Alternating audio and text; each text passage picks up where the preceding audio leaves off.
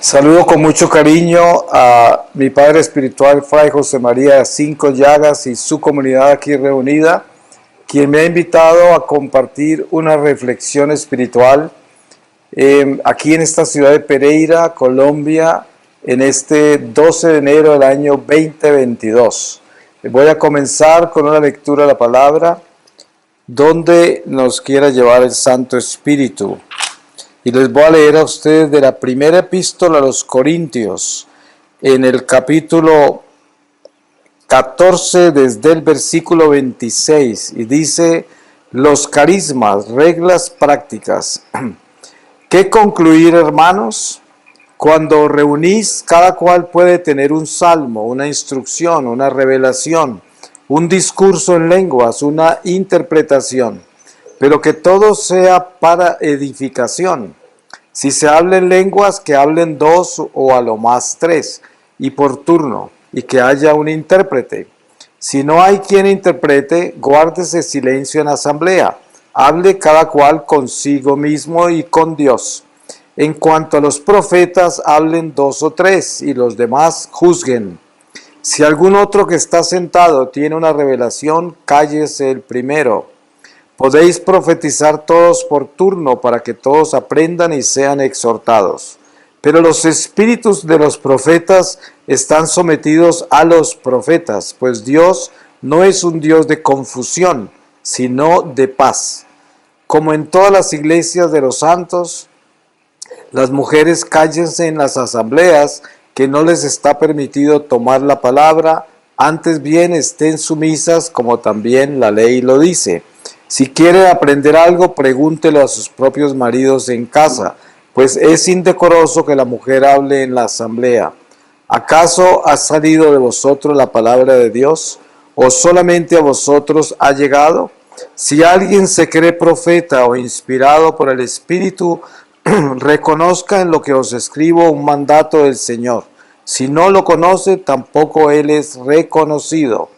Por tanto, hermanos, aspirad al don de la profecía, y no estorbéis que se hablen lenguas, pero hágase todo con decoro y orden. Palabra de Dios. Pues sabemos que una lectura como esta tiene mucha reflexión que hacerse, y uno diría, pues es la cultura del tiempo de San Pablo, el judaísmo que de repente todavía muy latente en la vida de él, pero al mismo tiempo, pues Dios es un Dios de orden, y nosotros sabemos que este orden de la palabra de Dios tiene que ser llevado a una coherencia espiritual de acuerdo a lo que Dios nos ha confiado en cada una de nuestras comunidades. Todas tienen orden, y uno vive el orden de la comunidad que Dios le confía. Por ejemplo, hoy sabemos que por la civilización en que vivimos, la mujer ha tomado un papel diferente, y en la iglesia se vive dentro del cristianismo una realidad femenina diferente, que no necesariamente siempre está en orden, pero que tiene una coherencia diferente a lo que esta palabra en cierta forma anunció, aunque durante el tiempo de San Pablo se ve que habían diaconisas, por ejemplo, ¿no? Que en un momento dado se refiere a una diácono. Entonces hay ciertas cosas que habría que estudiar. Yo no soy un maestro en estas cosas, pero hay algo importante de esta lectura, y es que la palabra de Dios no se puede escoger por circunstancias, sino que se debe vivir en el Espíritu, porque hay personas que buscan cómo acomodar la palabra, entonces se busca un pasaje que esté de acuerdo a lo que yo quiero decir, y eso no está mal.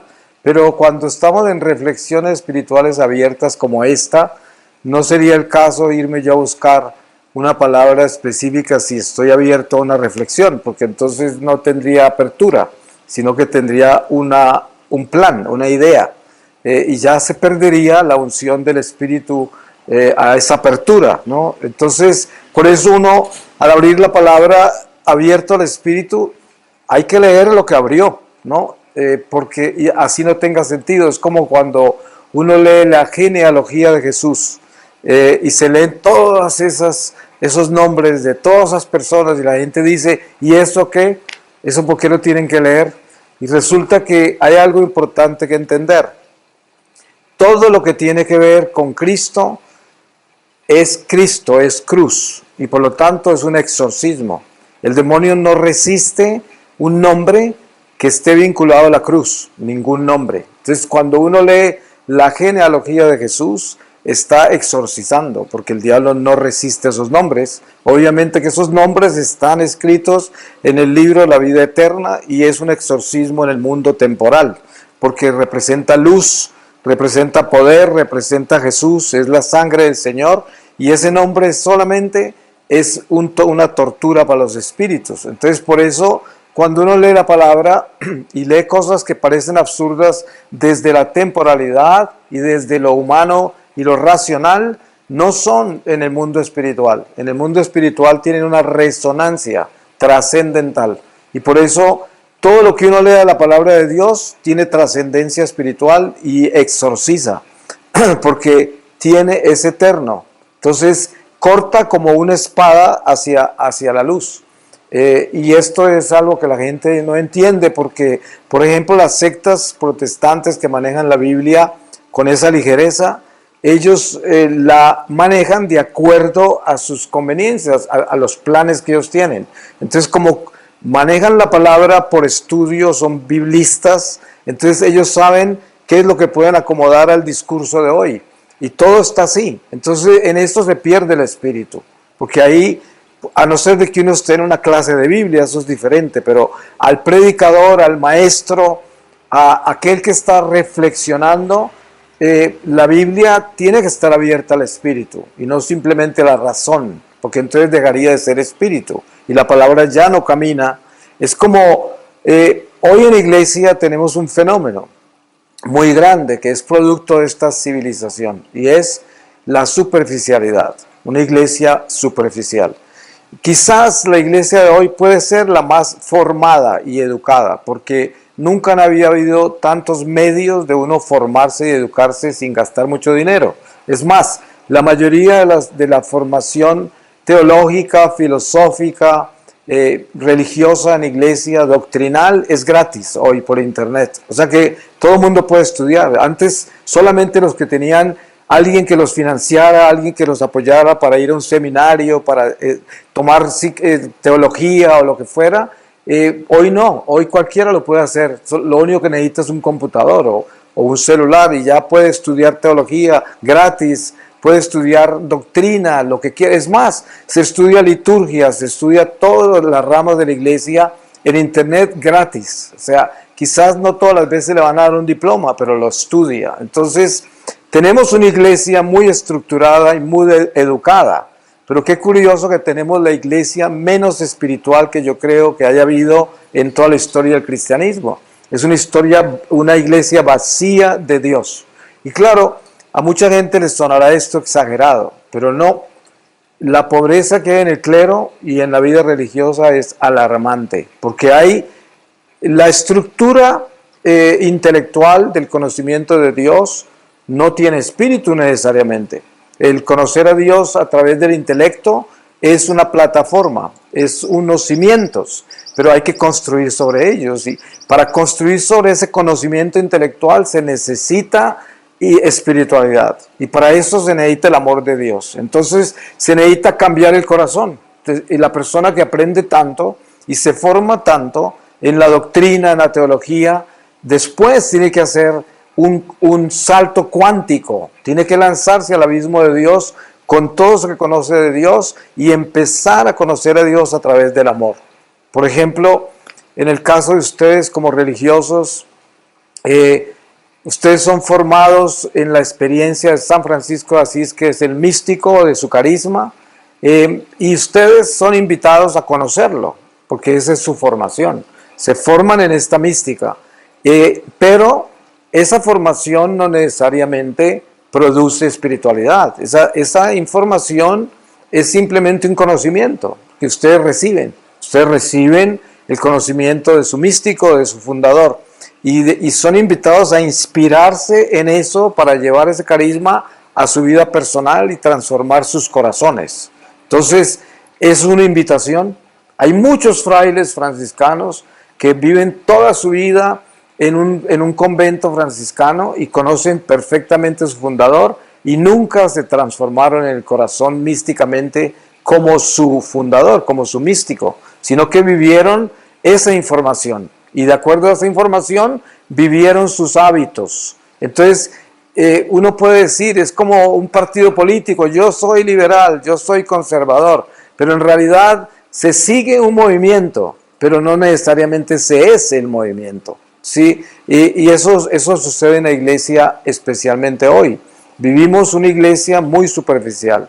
Es muy triste ver tanta comunidad hoy en la iglesia que se ha desboronado, tradiciones religiosas antiquísimas que se han desaparecido. Por ejemplo, en mis viajes por el primer mundo como se conoce, que es por ejemplo Norteamérica, Estados Unidos, Canadá, Europa, algunos países de Asia como Japón y otras potencias mundiales que se conocen como el primer mundo. La Iglesia Católica en esos países, curiosamente, es donde más se han desaparecido las comunidades tradicionales católicas. Desaparecido completamente, porque no tienen vocaciones y se van muriendo, se van desapareciendo. Por ejemplo, en España, la gran mayoría de las comunidades tradicionales tienen las vocaciones importadas, vienen de Latinoamérica o del Lejano Oriente, de la India, del África, pero no hay de ahí, no existen. Obviamente que en España hay muchas comunidades nuevas, muy buenas, muy santas, que respaldan todo este vacío, ¿no? Esta ausencia de las comunidades tradicionales. Pero lo que nos damos cuenta con esta civilización que nos ha tocado vivir a nosotros es cómo se ha ido devorando la vida interior de la iglesia y nos ha producido una religiosidad superficial en el clero, en la vida religiosa. Incluso los laicos que parecen comprometidos, están comprometidos es con el mundo. Es una iglesia muy mundanizada, ¿no? En Estados Unidos y en Canadá es muy común encontrar laicos predicadores que tienen tarifa, tienen una tarifa por la cual cobran para presentarse, exigen chofer y hotel de 5 estrellas, primera clase en el avión que los llevan, y este es el tipo de iglesia, ¿no? Una iglesia totalmente, no solamente mundanizada, pero también como corporizada, parece una corporación, ya no es una institución del mundo completamente. Pero lo más grave es que el mismo clero que está en las parroquias, los mismos religiosos que son la esperanza del pueblo, que creen que allá detrás de esos muros están los que están intercediendo por la humanidad, y resulta que allá están igual de conectados a la televisión y al internet y más mundanizados que los de afuera, ¿no? Entonces, esto causa una gran tristeza, y la razón por la cual les hablo yo así es porque ustedes son religiosos y yo, por experiencia personal, sé que ustedes son de las pocas comunidades franciscanas que están haciendo una lucha muy grande por mantenerse cercanos a su místico fundador, a San Francisco. Eso me da mucha alegría a mí. Además que me siento muy honrado de que mi padre espiritual pertenezca a esta comunidad franciscana, pero al mismo tiempo conozco muchas comunidades franciscanas con zapatos Gucci y con teléfonos de 3 millones de pesos y que están viendo las noticias por la mañana y por la tarde, y que salen del convento, se quitan sus hábitos y se van para un bar con sus amigos. Y hay muchas comunidades franciscanas así. Y esto no con el ánimo de escandalizar a nadie, sino que es importante que conozcamos la realidad de nuestra iglesia.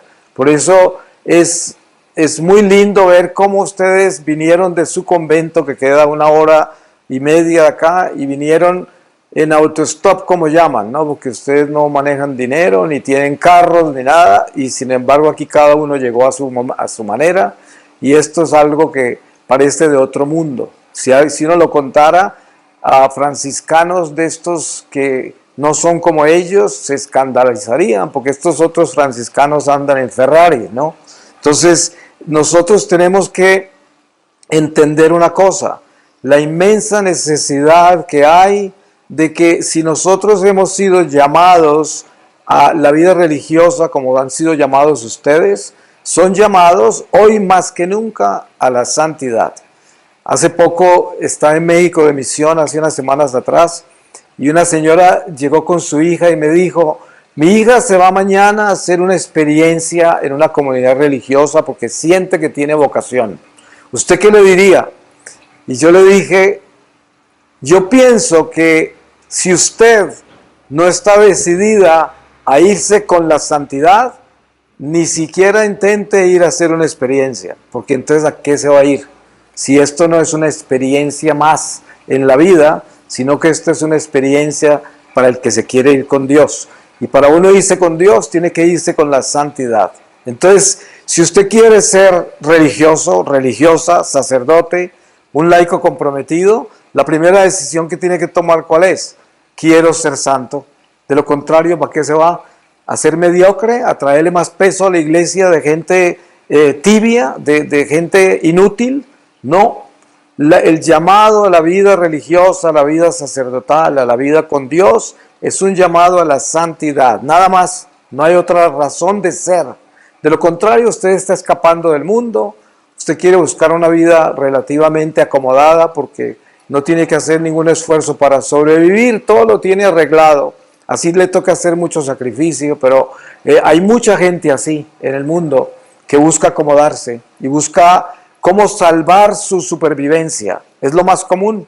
Miren ustedes que en el clero diocesano, especialmente en Latinoamérica y en África, en otros países que son del tercer mundo, que son países pobres, es muy común ver gente que se va al seminario, pero se van únicamente con el motivo de educarse, porque no tienen cómo educarse, vienen de familias muy pobres, entonces se forman en el seminario, consiguen estatus social, económico y resuelven su supervivencia. Después empiezan a estudiar psicología o empiezan a estudiar no sé cuántas. Cuando están todos formados, aparecen con la idea de que los curas se deben casar, que ya no tienen, que no entienden la iglesia, que cómo así. Y resulta que es que ellos nunca tuvieron vocación. Entraron fue a explotar la iglesia para educarse. Y de esto hay mucha gente. Y uno encuentra a esos curas. Yo los detecto a las millas de distancia. Ya sé quiénes son.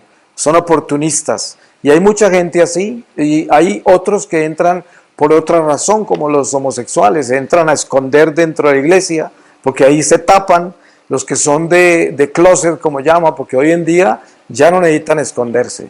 Antes era más común el homosexualismo en el clero o en la vida religiosa, porque tenían que esconderse. Hoy esta sociedad les permite destaparse y ser inclusive héroes cuando anuncian lo que son. Todo el mundo los aplaude porque se atrevieron a ser valientes. Por eso se llama el orgullo gay, ¿no?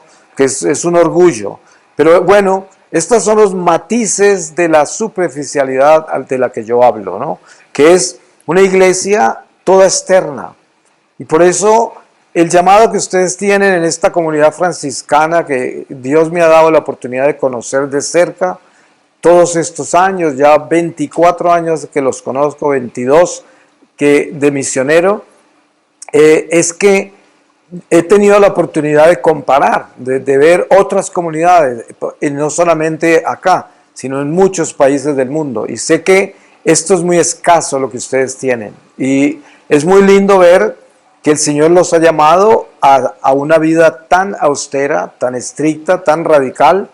Y también sé que dentro de cada uno de ustedes hay un ser humano lleno de vulnerabilidades, lleno de fragilidad, de pecado, lleno de toda la miseria que tenemos todos. O sea que eso no lo puede borrar uno con el hábito, eso está dentro de nosotros. Pero lo más lindo de esto es que cuando uno se atreve a irse como ustedes se fueron, y algunos de ustedes están considerando irse, porque aquí hay aspirantes y demás, como ustedes lo han hecho, es que hay una realidad muy poderosa, y es un miserable como yo, un pecador como yo, termino con un hábito como este, metido en una comunidad como esta, ay de mí, ¿no? Y esto tiene que ser un grito que hay adentro, ¿no? Adentro de uno, que es el grito de la sinceridad, ¿no? El grito de la verdad, La verdad es que la miseria, el pecado,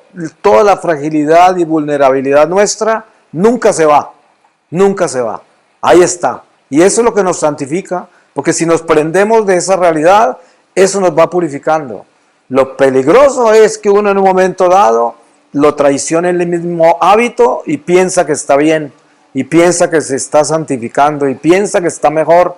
Ese es el momento de la pérdida, porque si ustedes se dan cuenta de todos los santos, lo que han dejado como legado, como sus biografías, han dicho que siempre sentían que no habían progresado, que no habían hecho lo suficiente, que está ay de mí cuando me encuentre con mi Señor. Hay casos extraordinarios como San Pablo, que está diciendo que está listo al final de su vida. Eso es muy escaso, ¿no? De encontrar un testimonio así de un santo. Los hay, San Pablo es uno, pero eso no es común. Lo importante es que nosotros entendamos que lo que nos mueve a nosotros es nuestra miseria. Eso nos mueve, porque es un desafío. Usted se va con Dios y usted sabe que usted es un miserable, que en su corazón no hay sino hormigas que quieren devorar todo.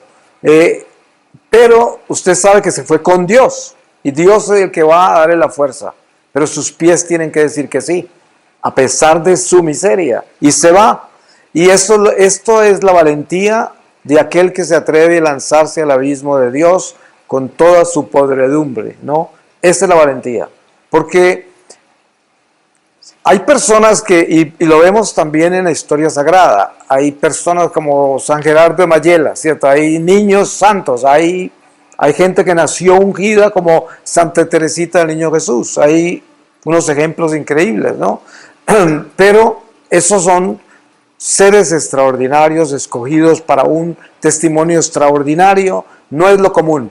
Uno no podría decir que ese es el factor común del cristiano, no. Nosotros, en general, como cristianos, estamos llamados a lanzarnos al abismo de Dios con toda nuestra miseria. Por eso es que cuando leemos el Evangelio y vemos ese recorrido de Jesús con los apóstoles, vemos toda esa miseria caminando con el Señor. Señor, que estemos a la derecha, a la izquierda contigo cuando seas rey. Todas estas cosas que uno dice, ¿cómo? ¿No? Pero sí, era la verdad, era la miseria, ¿no? Que caminaba ahí. Pedro pidiéndole a Jesús que no se crucificara. El otro, quién sabe cuántas cosas pasaban, ¿no? En toda esa miseria. Pero Jesús caminaba con ellos con esa miseria y les daba la fuerza de mirar la verdad desde la miseria, y al final con la unción del Espíritu Santo se fueron con el Señor arrastrando su miseria porque todavía eran miserables. Ustedes se dan cuenta, la muestra más clara es en Antioquía, San Pedro cometiendo semejante error, poniéndose del lado de estos de la circuncisión, y San Pablo furioso con él. Y estamos hablando de apóstoles que ya eran gigantes, ya habían recibido toda la unción, todo, y sin embargo, miren ustedes a San Pedro arrastrando su miseria. Entonces, esto le debe dar a uno la fuerza más grande, que es saber que nunca podemos dejarnos doblar por el pecado que hay en nosotros, por la miseria que hay en nosotros, por lo horribles que somos como humanos, ¿no? Nunca podemos perder la esperanza por eso, sino al contrario. Uno se levanta todos los días, y yo hago eso, yo no soy religioso, pero vivo una vida completamente entregada al Señor en lo que hago, yo no hago nada más, pero todos los días me levanto y le digo al Señor, Señor, es increíble que tú me has dado otro día a este miserable para que siga haciendo este trabajo que me llamaste, cuando yo no tengo absolutamente nada en mí que pueda decir que es llamado a hacer lo que estoy haciendo. Y esto es lo que hacen ustedes. Ustedes se levantan y ¿qué pasa? Dale gracias a Dios de que tienen este hábito y que estén en ese convento y que están en la comunidad a pesar de la miseria tan espantosa que se despertó ahí. Esos ojos que se abrieron, que están llenos de toda esa miseria, y sin embargo ahí están en el convento, se están levantando en esa celda y están en esa unción, con ese carisma, a pesar de ustedes. Eso es un milagro ya. Ahí ya hay una prueba de que es Dios el que está haciendo el trabajo, no ustedes, porque por ustedes estarían revolcados en el pantano, y eso es lo que es.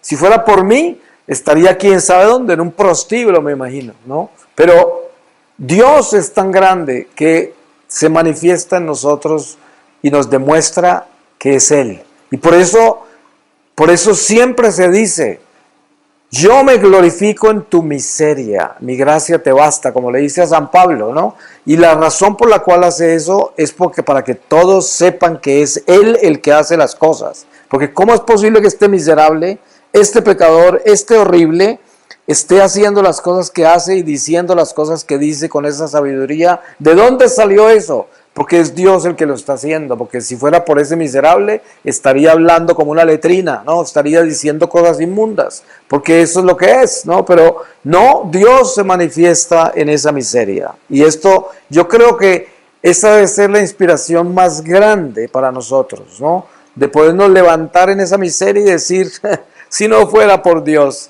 Dios mío, yo no podría ponerme este hábito esta mañana otra vez, no lo podría, ¿sí? Y lo importante de saber eso y de tenerlo en cuenta es para que nunca dejen que el diablo los humille con su miseria, con su pecado. Nunca. Y ahí es donde está el secreto de la vocación de ustedes.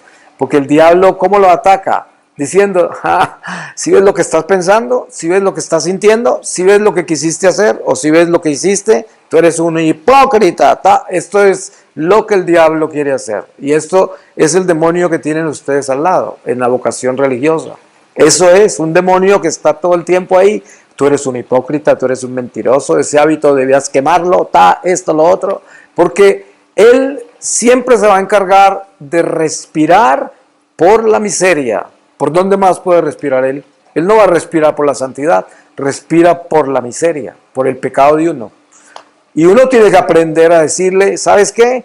Sí, yo soy todo lo que me dices, un terrible pecador, pero tengo al Señor. Y Él es el que me guía, Él es mi fortaleza. Y yo me voy con Él, porque Él me quiere así como soy, así como soy. Y cuando cometo un error terrible, me confieso. Y usted para afuera, ¿no? Y así es como uno vive la vida. No solamente ustedes como religiosos, sino todo cristiano. Somos llamados a entender que todo es gracia y que obviamente hay algo importante que tenemos que tener claro, y es que nosotros tenemos que darle el fiat a nuestra salvación. Tenemos que darle el fiat a nuestra conversión. Yo tengo que decirle sí a mi santidad. Uno dice, sí, claro, la vida religiosa es un llamado a la santidad, como la vida de todo cristiano, pero especialmente aquel que busca los votos, que se va a consagrar, pues se consagró ¿a qué?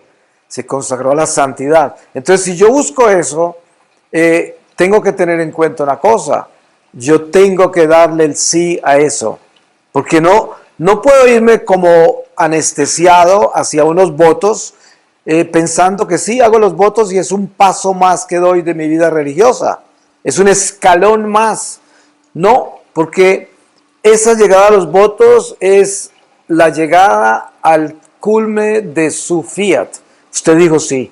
Usted dijo sí. Y hoy lo están consagrando. ¿Pero a qué? A su decisión. Sí, está consagrándose a Dios, pero primero se consagró a su decisión, porque como dice el santo, Dios que te creó sin ti no te puede salvar sin ti. ¿Y dónde empieza eso? Mi fiat, mi decisión. Entonces yo interiormente tengo que tomar esa decisión. Yo sorpresivamente me encontré, la primera vez hace ya varios años que ya era misionero, confesándome con un sacerdote en un santuario en Europa. Era un sacerdote anciano, bien anciano, y me confesó que se había convertido apenas hacía unos pocos años en ese santuario. Y se había convertido con las confesiones de los peregrinos. Con eso se había convertido. Y yo dije, ¿cómo puede ser posible que un sacerdote me diga que se convirtió? Porque yo estaba pues muy nuevo en la vida de la iglesia y como misionero. Y uno piensa siempre que el que se fue de sacerdote porque se convirtió, ya desde que se fue al seminario, ¿no? Porque si no, entonces ¿cómo se fue? Si no se convirtió, pues resulta que no. La lección que yo aprendí fue, y especialmente este sacerdote, cuando me explicó bien, me dijo, yo fui sacerdote, ya llevaba como 55 años de sacerdote, algo así. Y me dijo, yo me fui de sacerdote y nunca fui sacerdote en mi corazón, nunca. Yo me fui porque toda mi familia eran católicos, toda la gente estaba en la iglesia, todo el mundo hacía eso y yo me fui. Y yo me ordené y yo fui párroco y yo fui esto y yo fui aquello y nunca fui sacerdote en mi corazón. Y se convirtió ya de anciano, ya retirado, ya no estaba activo y llegó su conversión. Y él lloraba, como decía San Agustín, tarde te conocí, ¿no? Pero todavía más tarde. Y en la confesión que tuve yo con él, la razón por la cual él se abrió conmigo fue porque yo venía del África, de una experiencia muy dura en Nigeria, y me fui a ese santuario como para desintoxicarme de toda esa experiencia. Y la confesión mía fue una confesión que él consideró especial. Entonces me dijo, ¿a usted qué le pasó? Yo no entendía lo que me preguntaba esto. Yo le dije, pues ¿cómo así? Me dice, es que su confesión no es común, no es normal. Entonces le quiero preguntar un poco más de su vida, ¿no? Y ahí empezó a investigarme. Entonces ahí es cuando se abre él y me dice, yo me convertí acá, en este santuario, no hace mucho. Y estamos hablando de la voz de un anciano sacerdote, pero qué sinceridad tan grande, ¿no? Entonces, a partir de eso, yo comencé a mirar cosas muy graves. En una oportunidad después de eso, en Toronto, Canadá, me dieron, estaba haciendo un retiro en una comunidad religiosa que ya desapareció. Una comunidad tradicional muy antigua, la iglesia, que no necesito mencionar nombres, pero estaba en esa comunidad, todos los sacerdotes eran mayores, no había sino un hermano, todos los demás eran sacerdotes. Ustedes no se pueden imaginar el frío que había en ese lugar espiritual, la ausencia de Dios tan increíble, la tristeza de todos estos frailes que caminaban como arrastrándose hacia la capilla. Había uno solo que era el más anciano y se arrastraba hacia la capilla, pero cuando llegaba allá se transformaba y empezaba a cantar como un ángel, y todo lo que hacía y hablaba perfectamente, todo lo que leía, la palabra que leía, toda la liturgia de la misa, pero cuando él salía de esa capilla y hablaba uno con él, era tartamudo, tosía, tenía dificultades para todo. Nada de eso le pasaba una vez que entrara a la capilla. Ese era el santico de esa comunidad. Los demás estaban hechos un absoluto desastre. Y entonces ahí entendía las palabras de este sacerdote que conocí en el santuario. Dice, yo no era sacerdote en mi corazón, yo nunca fui, yo me convertí acá. Antes podía ver estos sacerdotes ahí que no estaban convertidos, ¿no? Que estaban vacíos, que no tenían amor, no tenían paciencia. En eso se nota la presencia de Dios, la falta de compasión, tolerancia, paciencia, caridad. No hay nada de eso, ninguna de esas virtudes está cultivada, por lo tanto Dios no está ahí, obviamente que no. Porque hay gente que dice, es que el padre es de muy mal genio. ¿Cuál mal genio? Lo que pasa es que tiene una virtud desnutrida, eso es lo que le pasa, ¿no? Eso no es mal genio, eso es una imperfección de su vida espiritual. Uno no puede darle culto a la intolerancia, no le puede dar culto a la impaciencia, no le puede dar culto a nada de eso. Uno no puede orgullecerse de los defectos, ¿no? El que tiene el que es impaciente es una persona que está mal en esa virtud y la tiene que alimentar. Y uno tiene que cuidarse, porque precisamente el desafío que tenemos cada uno de nosotros es a fortalecer nuestras virtudes y derrotar el vicio. ¿Sí? O si no, ¿qué estamos haciendo? Si ese es nuestro camino, el camino nuestro es a edificarnos como personas de Dios. Y esto es un camino de cincel y martillo, es una escultura. Ustedes saben que a nosotros se nos ha enseñado que perdimos la imagen de Dios por el pecado. Sí, estamos deformados. Y toda nuestra vida terrenal, cristiana, con la unción sobrenatural del Espíritu Santo que se nos ha sido dado, que nos da la fortaleza al fiat que debemos tomar, es esculpir todos los días para recuperar la imagen perdida. ¿Y cómo se hace eso? construyendo las virtudes, edificándolas, porque las virtudes son las que le van dando forma a esa imagen perdida.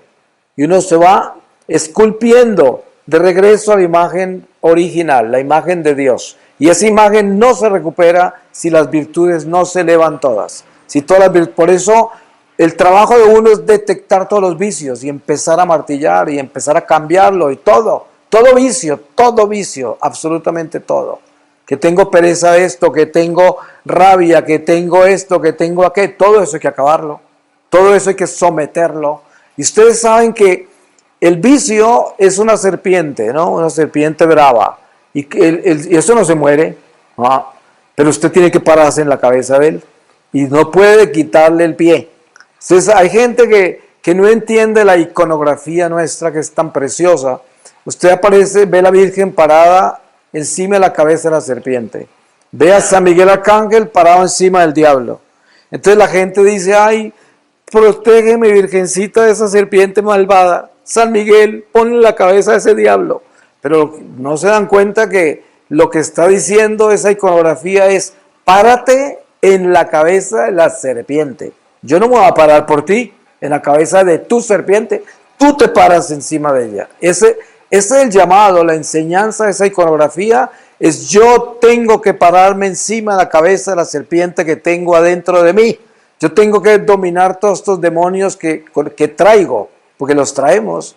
Nosotros traemos una recua de demonios que vienen del pecado original y no es que sean no es que sean pecados intergeneracionales, porque esas son herejías. No, nosotros con el bautismo hemos sido liberados, pero vivimos en el mundo caído y mientras estemos en el destierro, estamos entre serpientes. Aquí viven las serpientes. Usted puede exorcizarse con el bautismo, pero usted tiene que vivir su vida, y su vida es una vida con tendencia al pecado, porque está en su carne mortal, en esta carne que tiene, como dice San Pablo, no, hay en nosotros una mancha que nos inclina a pecar, que no es nosotros, pero está en nosotros, y esa mancha nos inclina a pecar. Y por eso este mundo de serpientes, que es este mundo caído, cuyo príncipe es el mismo diablo, como nos enseña Jesús, es un mundo en el cual hay que estar constantemente con el pie puesto en la cabeza de cada una de las serpientes que tienden a destruirnos, que son los 7 pecados capitales para empezar, y después todas las tendencias particulares que tenemos nosotros, ¿no? Que cada uno de nosotros tiene una torcida diferente, de acuerdo a la cultura en que creció, la formación que recibió, el mundo en que está. Cada uno tiene una situación diferente. En el África hay caníbales todavía, sí. Hay gente, ahí me tocó en Nigeria volar con un médico, uno de Médicos Sin Fronteras, desde Nigeria a Frankfurt, Alemania, y venían y se les acababan de comer un compañero. Unos caníbales se lo comieron, lo sacrificaron a los demonios y todo. O sea, hay gente que crece en una cultura así. ¿Se imaginan? Esa no es nuestra cultura, pero ahí es un ejemplo de que la gente nace en diferentes culturas, en diferentes circunstancias, y les toca luchar contra diferentes demonios. A esta gente en el África, muchas de las personas que yo he conocido allá convertidos al catolicismo, la gran mayoría vienen de familias brujas, ¿no? De gente que a ellos mismos los habían consagrado al demonio y los tocó exorcizarlos antes de bautizarlos y todo esto, y liberarlos de miles de demonios. Pero sin importar cuán severa sea la cultura en que nacimos, porque estoy hablando de extremos, ¿no? Sin embargo, cada uno de nosotros tiene que liberarse y colocar el pie sobre la cabeza de las serpientes que nos atormentan. La serpiente suya puede ser la intolerancia, la impaciencia, puede ser su lengua, ¿no? Su lengua puede ser una lengua terrible que no perdona, ¿no? Y que está siempre observando al prójimo y nunca mirándose a sí mismo. Hay muchos defectos así y uno tiene que estar vigilante, porque nuestra tarea es la edificación de esta construcción que somos llamados a edificar, que es nuestra vida espiritual, personas espirituales. Yo le digo a la gente, miren, hay algo muy claro sobre cómo es esta vida temporal. Primero, Jesús es nuestro guía, ¿cierto? En términos modernos, Jesús sería el equivalente al GPS. Ustedes saben que hoy todo el mundo usa GPS, ¿no? Él nos localizó, porque Él descendió y cuando se fue, ascendió. Se fue de regreso. ¿Y qué nos dijo? Nos localizó, nos dio la localización, porque no sabíamos ni dónde estábamos, ni sabíamos. Pero Él nos dijo, les voy a enseñar dónde están. Ojo, ojo, ustedes están abajo y tienen que salir de acá. Les voy a mostrar cómo. Para donde yo me voy, les voy a preparar un lugar. ¿Y para dónde se fue? Para arriba. ¿Y cómo sube uno allá? Toque saber si tiene alas, ¿no? Pues a través del Espíritu, y uno no puede subir allá si no se empieza a elevar desde ahora. Si usted no empieza a construir esa elevación desde ahora, cuando muere, queda acá. Acá queda. Si por la misericordia de Dios se llega a salvar, queda en un purgatorio terrible porque queda prendido a la tierra. Y le cuesta lo que usted quiera imaginarse para construirse espiritualmente y empezar a subir hacia la luz. Porque estamos en el lugar más bajo del mundo espiritual. La tierra donde vivimos nosotros es el lugar más bajo que hay en el mundo espiritual. No hay uno más bajo. Entonces, por eso, cuando usted sale de este cuerpo al morir, sale a la oscuridad, a las tinieblas. Por eso la iglesia tiene oraciones particulares para el momento de la muerte. Y esas oraciones siempre son pidiéndole a Dios que nos llame en ese momento, pidiendo ayuda para que nos defienda del terrible momento de la muerte, cuando es la batalla final del alma con Satanás, la última batalla. Entonces, por eso, este edificio espiritual que somos llamados a construir ahora es un edificio de luz, y esa luz solo se consigue alimentando las virtudes, nada más, nada más. No hay otra forma de ganar luz. Ustedes lean la historia de los santos. ¿En qué forma brillaron? Brillaron por esas virtudes, por el amor, por la paciencia, la tolerancia, la compasión, la caridad, por esto. Y todo eso les daba una realidad espiritual tan grande que parecían invisibles, porque eran tan pequeños, tan insignificantes, que parecían invisibles. Y miren que una de las señales más claras de lo que es una persona con sus virtudes muy alimentadas es que esa persona se convierte en alguien casi invisible, insignificante, no ocupa espacio. Mire, cuando usted como persona humana ocupa mucho espacio, está bien pervertido, ¿no? Muy grande está. Así no entra, por ahí esa grandeza no entra por la puerta estrecha.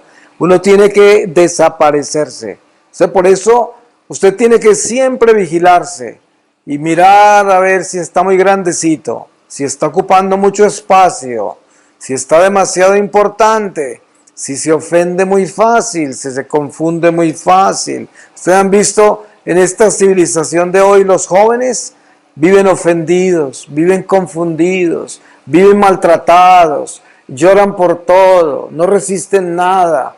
Viven con dolores, todo lo reportan, un dolor de rodilla, les duele un dedo, les duele la oreja, todo, porque no resisten nada, porque están llenos de amor propio, llenos de sí mismos, es lo que produce esta civilización. Es una desgracia completa, gente débil, miserable. Por eso ahora, miren ustedes en iglesia la tristeza que me da esto, iglesia llena de conspiraciones y de mentiras, y toda la gente se traga todo eso y viven detrás de eso, y uno dice, ¿qué les pasó? ¿A qué hora del diablo se les llevó la mente y todo? Por esto, porque es una civilización débil, miserable, y nosotros tenemos que estar fuertes, tenemos que tener nuestros sentidos en Dios, nuestros instintos en Dios, nuestra sabiduría en Dios, nuestros pies en Dios, y estar sembrados en Dios en todo momento, para que no nos engañe el maligno, porque esto es muy corto,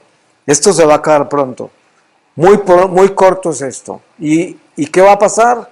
Pues algo muy grave va a pasar si no nos despertamos a tiempo, y es que Tenemos que construir este edificio espiritual ahora mismo. Lo tenemos que construir.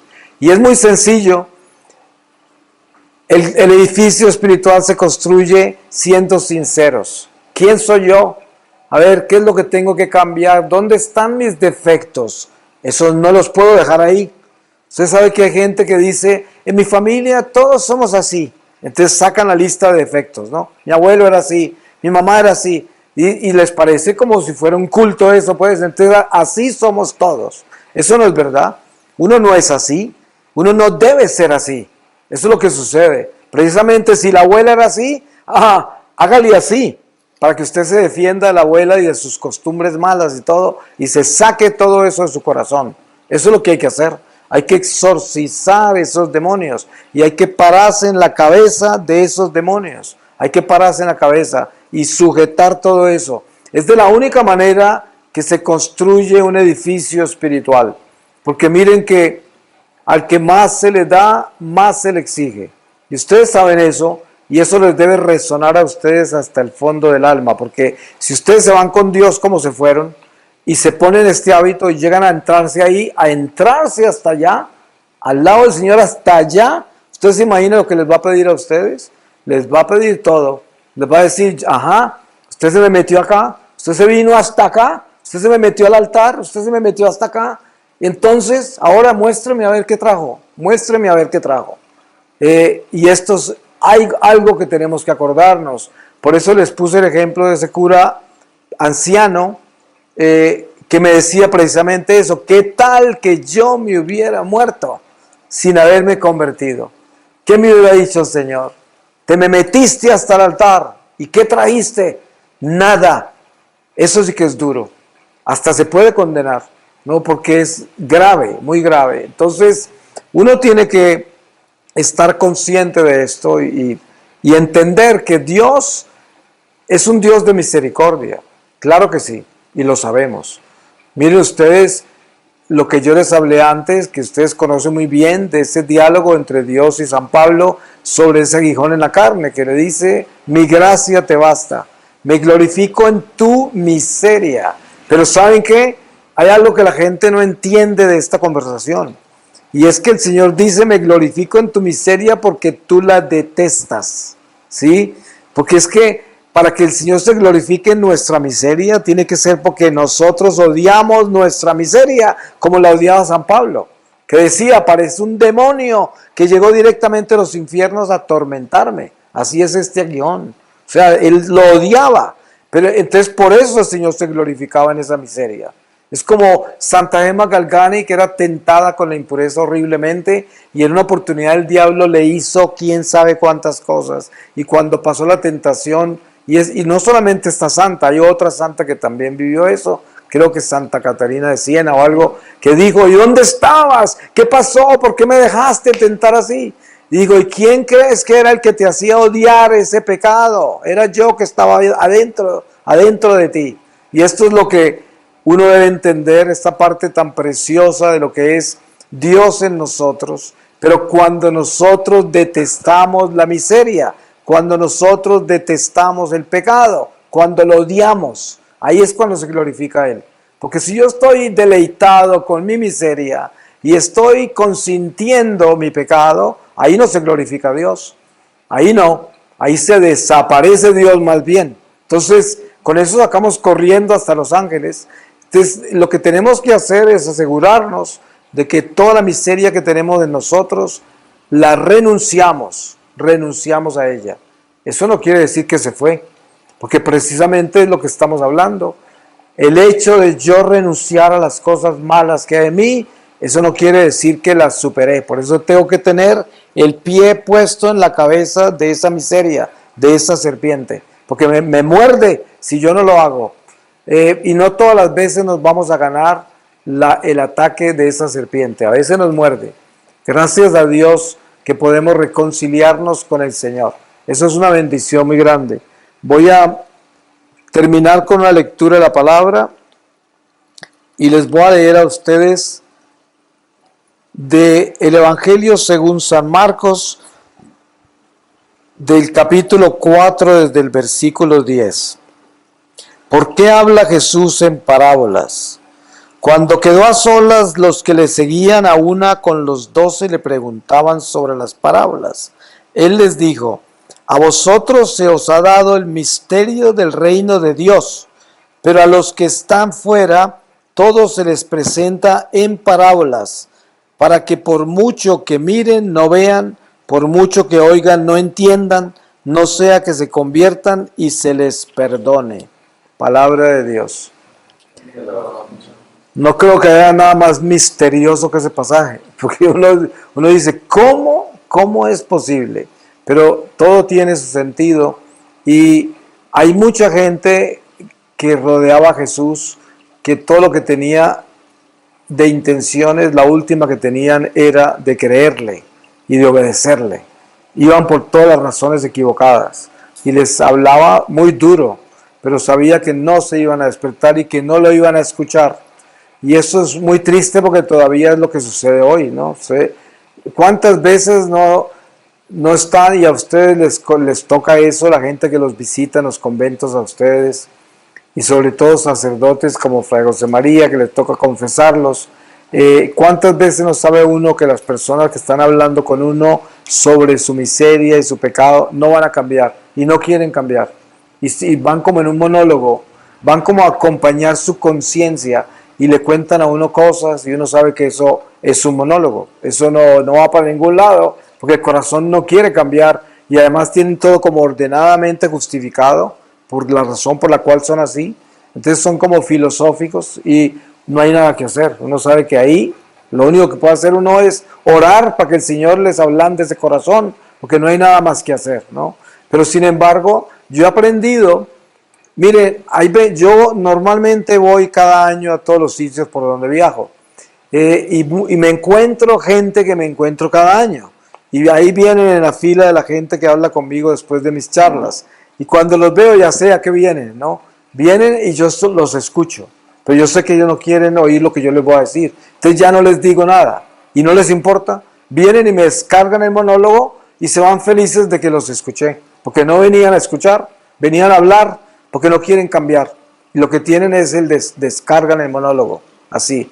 Y eso sucede mucho con la confesión. El fray nos puede decir de eso. ¿Cuánta gente viene a confesarse siempre y vienen a descargar eso? Es como una ducha de la conciencia y se van en paz a hacer lo mismo y no tienen ninguna intención de cambiar. No, es increíble. Pues que el Señor los bendiga y sobre todo que mantenga esta comunidad santa y que les dé muchas vocaciones santas. Y sobre todo que ustedes que ya están acá en esta comunidad, pues entiendan ese llamado desde el Espíritu, que no suceda como con el padre anciano que conocí, que la conversión de ustedes no sea ya antes de morirse, sino que sea ahora y que desde ahora se conviertan en monjes en el corazón. Es como yo le decía a la gente, mire que ahora que cerraron las iglesias por la pandemia, había una cantidad de católicos furiosos con los obispos y el papa por la cerrada de las iglesias, traicionaron al pueblo de Dios, eso, aquello. Y yo decía, qué ignorantes que son. Si la iglesia de Dios nadie la puede cerrar si Dios no quiere. O sea, si es la iglesia de Dios, algún gobierno la puede cerrar, nadie la puede cerrar. Yo decía, es Dios hablando. ¿Y qué es lo que Dios quiso? Que nosotros nos fuéramos a meternos en la iglesia del corazón, que es la que está vacía. La iglesia del corazón está vacía en este mundo, no hay nadie adentro. La gente no tiene iglesia del corazón. La prueba está que le cerraron las iglesias de ladrillos y se enloquecieron, porque el único lugar donde sienten a Dios cuando van al edificio de ladrillos y a que les den la Eucaristía en las rodillas y todo, porque de otra manera no lo sienten, no lo tienen en el corazón, no saben cómo vivir la iglesia en la casa, no saben, y por eso son los que protestaban, esos son, y ahora después de la pandemia resultaron todos místicos, ahora con la Eucaristía en la mano, hace 30 años están viendo que le dan la Eucaristía en la mano a la gente, o en la boca, ¿no? Pero ahora aparecieron todos estos místicos de que, miren, le están dando la Eucaristía en la mano. Yo lo que hace que soy misionero, he visto que a la gente le dan en la mano, en la boca, como sea, por todo el mundo, entero. Y estos lo habían visto también. Y hoy aparecieron mistificados. Yo no sé qué les pasó. Eso es el nuevo fariseísmo que hay en la iglesia. Yo no creo en nada de eso. A mí me parece que todo eso es falso, porque lo que el Señor hizo en la pandemia con la iglesia fue llamar a un pueblo superficial, un pueblo hipócrita y tibio, a que construyera la iglesia del corazón. A eso lo llamó. Casi nadie lo hizo, casi nadie. Y otra cosa peor, cuando abrieron las iglesias, la mitad no regresó, porque eran tibios y se enfriaron del todo, ¿no? Eso es increíble, pero bueno, así estamos.